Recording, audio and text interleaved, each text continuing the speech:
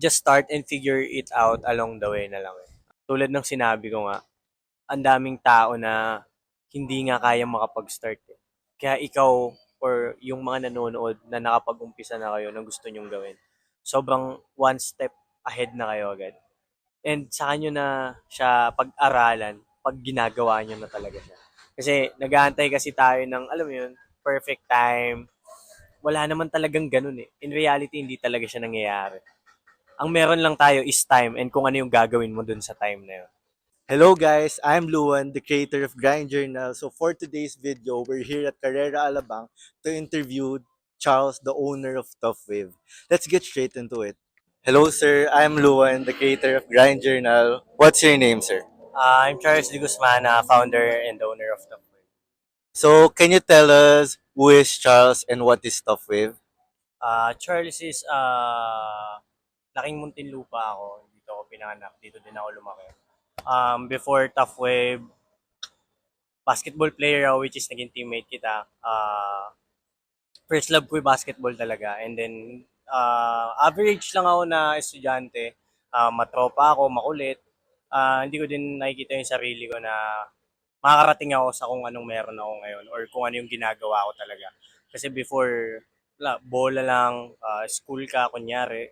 And then, ayun, family, sobrang halaga ng family ko kasi pinalaki nila ako ng maayos and sobrang thankful ako. And then, eto na, ayun, si Tough Wave, found ko siya way back 2020.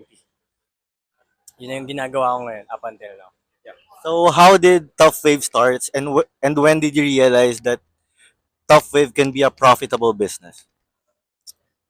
2020, tulad ng sabi ko, pandemic kasi nun eh. So, ang daming mga negosyong nawala. At the same time, ang dami ding mga negosyong nag-start. So, isa kami doon sa mga nag-start. During that time, parang nag-stop din ako ng school eh. And then, sabi ko na since walang basketball, bawal tayong lumabas-labas. Ano yung pwede kong gawin na kapakipakinabang.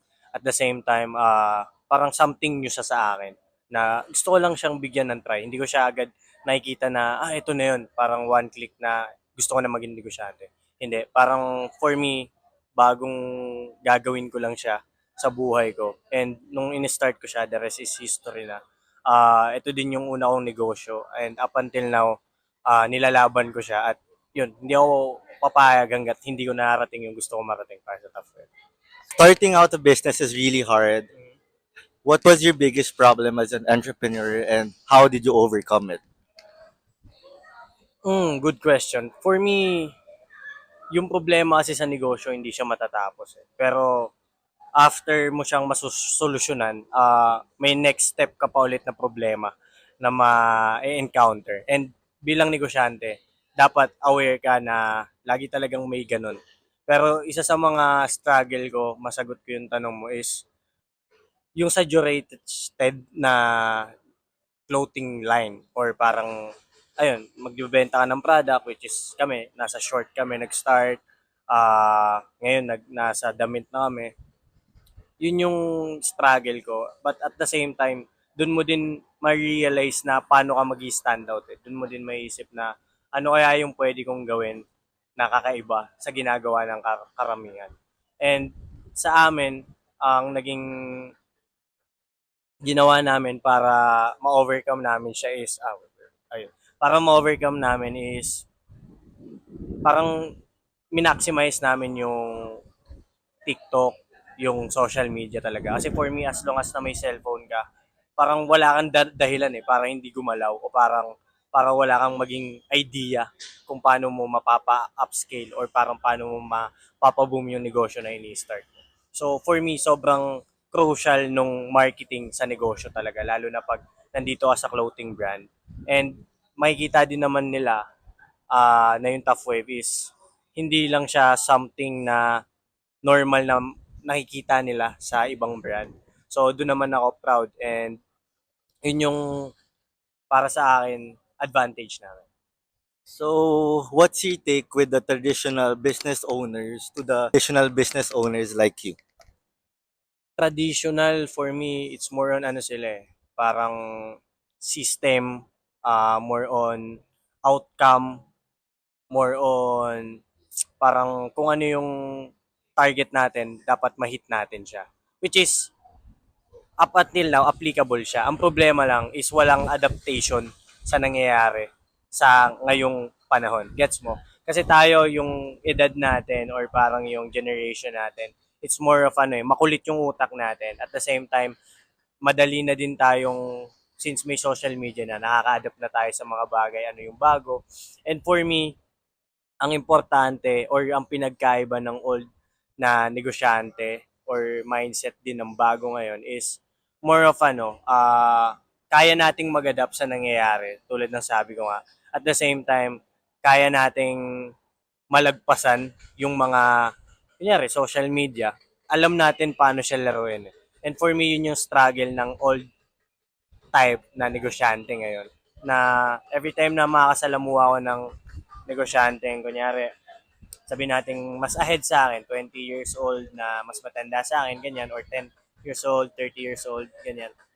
Ang lagi nilang sinasabi is, basta mag-post ka lang ng ganito, ng ganyan, na yun din yung dahilan kung bakit hindi na profitable yung negosyo nila ngayon. Which is yung detalye sa pag-engage or pagmamarket ng product na meron sila. Kasi for me, baliwala yung maganda mong product, yung quality na meron ka, kung hindi kilala ng tao kung sino ka at kung ano yung binibenta mo. Adaptability, Uh-huh. innovation, creative mindset, and maximizing the social media platform is the key for the younger entrepreneurs like you. Yes. So, can you tell us your day in a life as a founder of Tough Wave? Bukod sa nag-upload ako, pwede nilang i-check sa TikTok, sa IG, sa Facebook, meron din ako. Pero normal na ginagawa ko talaga is night before pa lang. Kasi for me, kung gusto mo ma-dominate yung umaga mo and the whole day, kailangan mo siya paghandaan gabi pa lang bago dumating yung araw na yun. So, ang ginagawa ko, nililista ko kahit sa papel or sa phone lang, basta ang mahalaga malista ko yung nasa isip ko na pwede kong gawin the next day. And then, even yung susuotin ko, nire-ready ko na siya dun sa, alam mo yun, pagtayo ko or pagtapos ko maligo ng umaga, susuotin ko na lang siya. Para seamless na lang siya yung umaga na yun hanggang matapos yung araw ko. And for me, hindi ako matutulog hanggat hindi ko na-check lahat nung nasa checklist ko or parang to-do list ko. And isa pang importante is alagaan yung katawan. For me, at least 5 times a week, ganyan, nag-workout ako talaga. Hindi ako pumapayag na, alam mo yun, hindi ako mapawisan or parang hindi ako gumagalaw. Kasi sobrang importante niya, mas sharp yung utak mo, unang-una. And then pangalawa, mas ginaganahan ka nga eh. Kasi parang ang mindset ng iba, ba't pa ako mag-workout, eh di napagod ako dyan. Hindi ko naman, kumbaga parang di naman natin sinasabi na parang pagodin mo talaga yung sarili mo na sobra. Pero more of lang, parang magising lang yung katawan mo and magulat ka na yung energy mo mag-shift na siya. So, ayun, for me, everyday, ah, gigising ako, yung to-do list ko, aatakihin ko na agad yung pinaka-creative na pwede kong gawin. Kasi umaga, yun yung parang fresh pa yung utak mo eh. So parang kung may pagdidesisyonan ako or parang may gagawin ako content, may idea ako na gusto ko ma-execute agad, sa morning ko siya inaatake. And then the rest, nagfa-follow up na lang siya or parang momentum na lang. Pero unang-una, sabi ko nga, ilista muna nila or parang nililista ko muna yung gagawin ko the night before the day. So, yun. So, you plan your day ahead para mas organize yung day mo. And then, you prioritize your health before everything else kasi better health, better movement, and better thinking, di ba? So, what do you think separates you from other entrepreneurs, especially when it comes to habits, daily routine, or mindset? For me, ang advantage ko na nakikita ko is, ako kasi nagbe-breakdown ako eh. Kasi lahat naman tayo, parang may times na madadown ka. Pero kaya kong rebound agad or parang bumounce back. Parang may mga time na hindi talaga maganda yung nangyari or parang hindi talaga pumapabor sa atin yung time. Kinabukasan, andun ulit ako para mag-try ulit. Never kasi akong sumuko and hindi ako papayag hanggat, alam mo yun, hindi ko na-fulfill sa sarili ko yung sinabi kong gagawin ko talaga. So kahit na mag-breakdown ka, sige, iiyak mo lang yan o parang sige, malungkot ka lang saglit pero dapat kinabukasan bumangon kaagad. And for me, yun yung ginagawa ko. And for the long time, kasi nasa business ako for almost 5 years na.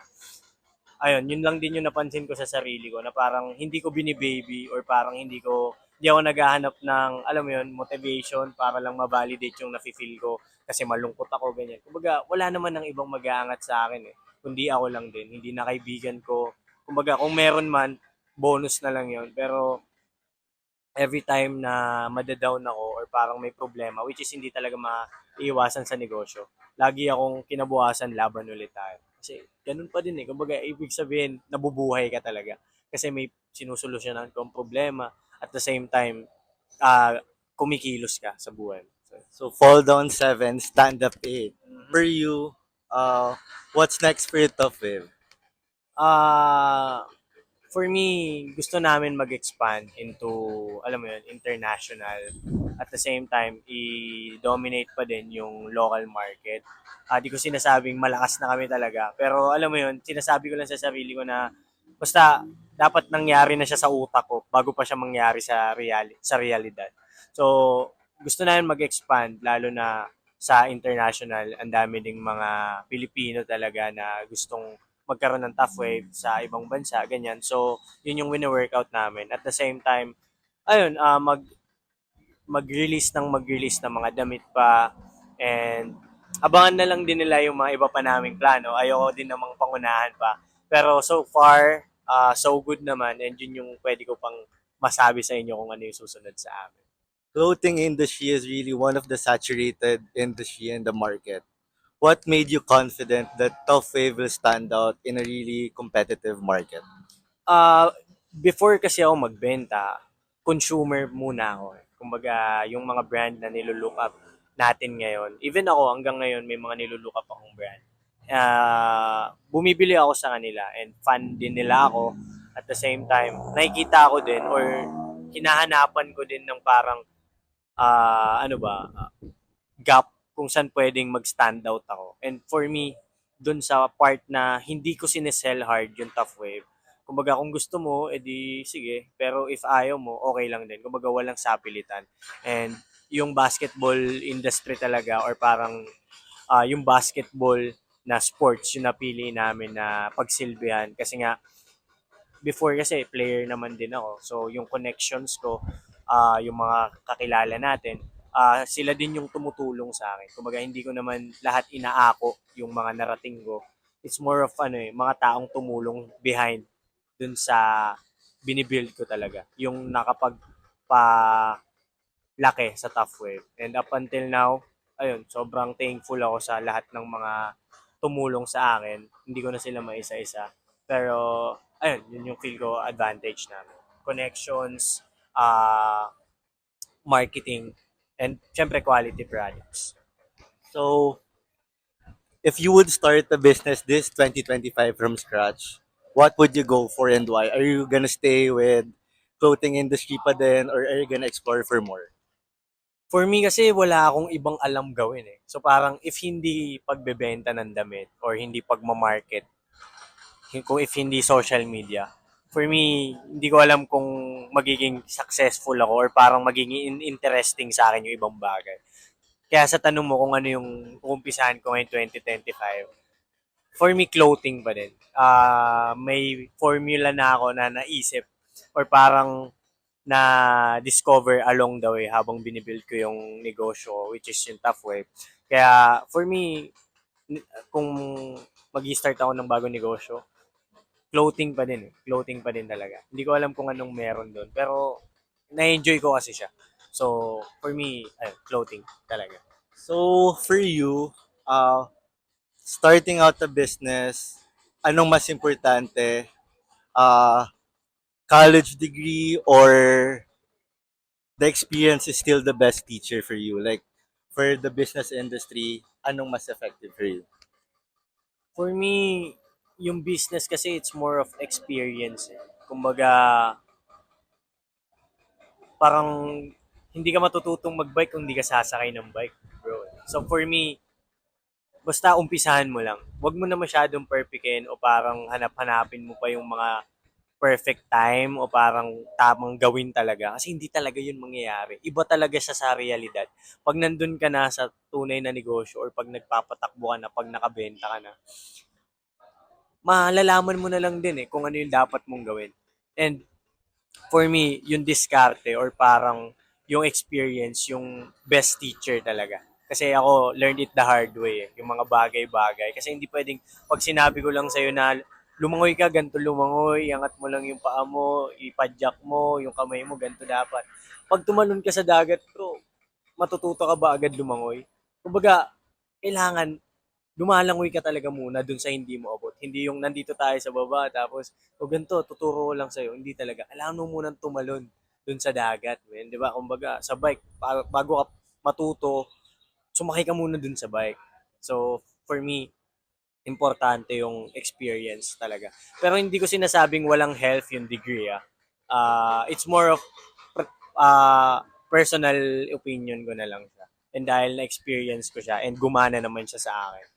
So yun, for me, experience. So the biggest factor on how successful Top Wave is with experience, with downfall, with how you bounce back and how you learn from your mistakes. So if you would make a formula of your success, what would it be and why?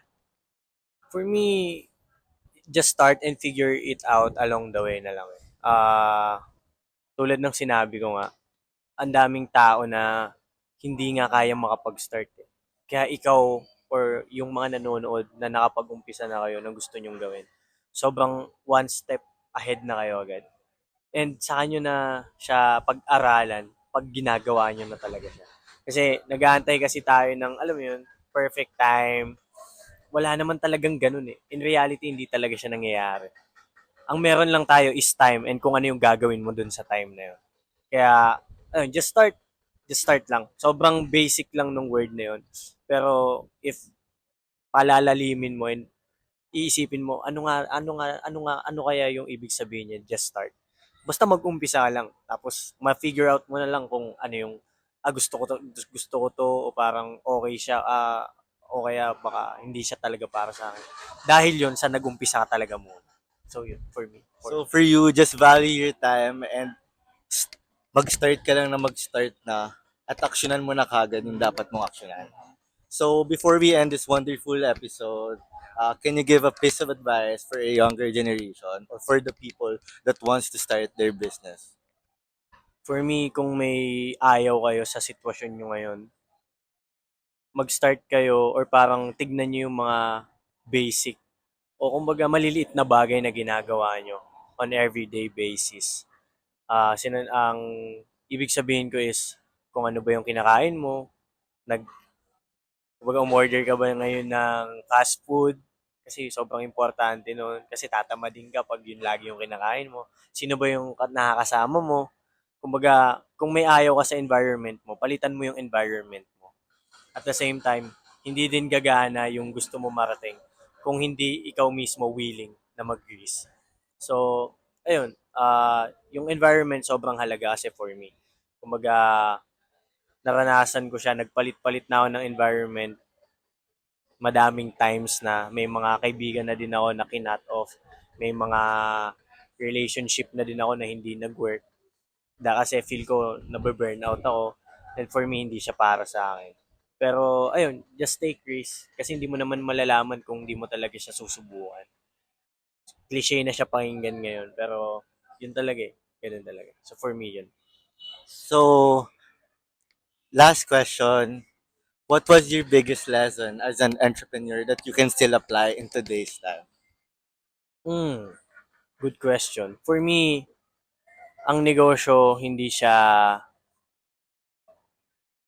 parang hindi siya natatapos na porket napaganan mo na siya, set ka na for life. Lalo na sa gantong stage ng buhay negosyo ko. Kasi parang nung nag start ako, tinitignan ko na parang, sige, bigyan mo lang isang taon. Ma-set up ko lang yung sistema, makabenta lang ako ng medyo madami, okay na. Pero hindi pala siya ganun. Kumbaga, 24/7 ka talagang nakatutok sa negosyo mo. Hanggat hindi mo pa naabot yung pinaka, alam mo yun, pinaka company type na gusto mo marating. hindi ka pwedeng umalis diyan or parang hindi ka pwedeng gumawa ng iba pang bagay. And for me, yung lesson din is just focus on one na gusto mong maging magaling talaga. Kumbaga hindi mo pwedeng gawin lahat eh. Kasi tulad ni Manny Pacquiao, bro, bago siya naging politician, bago siya nag-basketball, bago siya gumawa ng kung ano-ano, boxing lang siya, men. 10 years, 15 years, 20 years, suntok lang. Pero sobrang naging magaling siya dun. So for me, kung nag kung plan nyo mag-umpisa ng negosyo tapos nahirapan kayo and then gusto nyo ulit mag-start ng panibago, hindi talaga siya mag-work. Eh. Kasi imagine na parang, okay, may negosyo ako ngayon, nagka-problema, hindi ko susolusyonan, mag-isip ulit ako ng bagong negosyo na mamumblema ulit ako, which is, wala ka na talagang natapos na magaling ka. Gets mo? So for me, focus on one thing and just know na pag nag-start kayo ng negosyo, hindi siya madali. Wala naman nagsabing madali talaga. Pero matagal siya na laban. Kumbaga, dekada, 7 years, 5 years. Swerte ka na lang kung maka 2 years, set ka na agad eh. Pero ako, sineset ko yung sarili ko na parang, sige, 10 years ko i-workout to. Bago ko masabi kung para sa akin siya o hindi. So, ayun. So marathon continues for brother. Continues working, continues learning, and continues 24/7 work lang. So surrounding yourself with good people, with your food intake, sobrang ano ka doon. Exercise din. Yeah, exercise. So, it was a pleasure to meet you, Chas. It was a wonderful interview with the owner of Top Fave, Charles. One of the biggest lessons that he shared is just start even if you're scared, even if you're small, even if you don't know anything, because by just starting, you will be ahead of everyone else. And the second one is focusing on your niche. Because if you focus on something that you're good at, it will show on the results. So thank you guys for watching and see you on our next vlog. If meron kayong gusto na interviewin namin for the next episode, comment down below.